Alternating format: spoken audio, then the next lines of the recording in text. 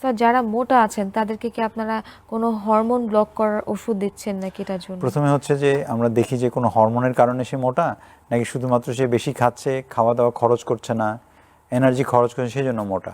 তো আমরা 10% ক্ষেত্রে আমরা হরমোনের রোগ খুঁজে পাই। যদি আমরা হরমোনটাকে ট্রিট করে ফেলি, যেমন হাইপোথাইরয়েডিজম ট্রিটমেন্ট হয়ে গেল, কুশিং সিনড্রোম আমরা ট্রিটমেন্ট করে ফেললাম, তাহলে কিন্তু তার মোটাটা কমে যায়।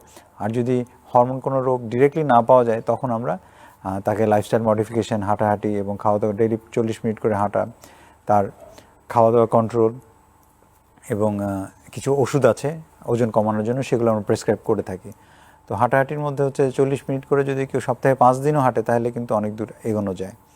আর খাওয়া দাওয়ার মধ্যে হচ্ছে যে আমরা সবসময় বলি যে ব্যালেন্স ডায়েট খেতে। কেমন আমরা ইদানিং দেখছি যে অনেক মানে একটা খাবার কার্বোহাইড্রেট পুরোপুরি বাদ দিয়ে দেওয়ার একটা টেন্ডেন্সি শুরু হয়েছে, কিন্তু ছোটোবেলা থেকে কেমন দেখে এসছেন, সুষম খাদ্যের কথা বলা হয়েছে না, এটাই কিন্তু সায়েন্স।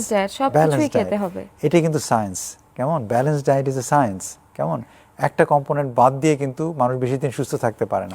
হঠাৎ করে দেখবেন যে 10 কেজি ওজন আপনার কমে গেছে, কিন্তু আপনি এমন সিক হবেন। আমার কাছে অনেক পেশেন্ট আসছে পুরোপুরি কার্বোহাইড্রেট বন্ধ করে দিয়েছে, কেটো ডায়েট করছে, এবং দেখা যাচ্ছে যে একদম হসপিটালে ভর্তি হচ্ছে এসে দুর্বল হয়ে, নাহলে কারো কিডনিতে স্টোন হচ্ছে, নাহলে কারো শরীরে লবণ ইমব্যালেন্স হচ্ছে।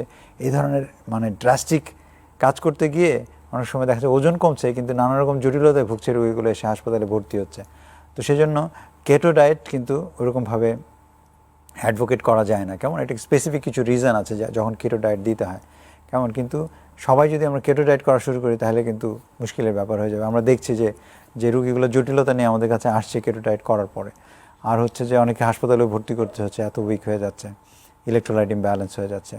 আরেকটা হচ্ছে যে এই ডায়েটের পাশে সুষম খাদ্য খাবে, কিন্তু টোটাল ক্যালোরি কম খাবে। সাপোজ আপনার প্রতিদিন 2000 ক্যালোরি দরকার, আপনি যদি 1000 ক্যালোরি খান, এর মধ্যে প্রোটিন, ফ্যাট, কার্বোহাইড্রেট সবই থাকলো, আপনি যদি 1000 ক্যালোরি খান, তাহলে টোটাল এনার্জি আপনার কম যাচ্ছে।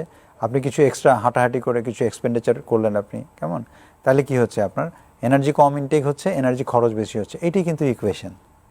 এভাবে কিন্তু সারা পৃথিবীতে মানুষ ওজন কমায়। কেমন সো এর পাশাপাশি যখন দেখা যায় লাইফস্টাইল মডিফিকেশন করেও আমরা খুব রেজাল্ট পাচ্ছি না, তখন আমরা মেডিকেশনে যাই। এবং বাংলাদেশে 2টো ওষুধ আছে যেগুলো মানে অ্যান্টি ওবেসিটি ড্রাগ হিসেবে সারা পৃথিবীতে স্বীকৃত। তো আমরা অনেক পেশেন্টকে এই ধরনের ওষুধ দিয়ে পেশেন্টরা ফ্রুটফুল হয়েছে, লাভবান হয়েছে, উপকার হয়েছে। ধন্যবাদ স্যার। আশা করছি আমাদের দর্শক আপনার কথা থেকে অনেক উপকৃত হয়েছে। দর্শক, দেখতে দেখতে আজকে আমার অনুষ্ঠানের শেষ পর্যায়ে চলে এসেছি। আপনারা সবাই ভালো থাকবেন, সুস্থ থাকবেন এবং নিয়মিত প্রতি সপ্তাহে আমাদের এই অনুষ্ঠানটি যেটা হচ্ছে সেটা দেখার আহ্বান জানাচ্ছি সবাইকে। সবাই ভালো থাকবেন। আল্লাহ হাফেজ।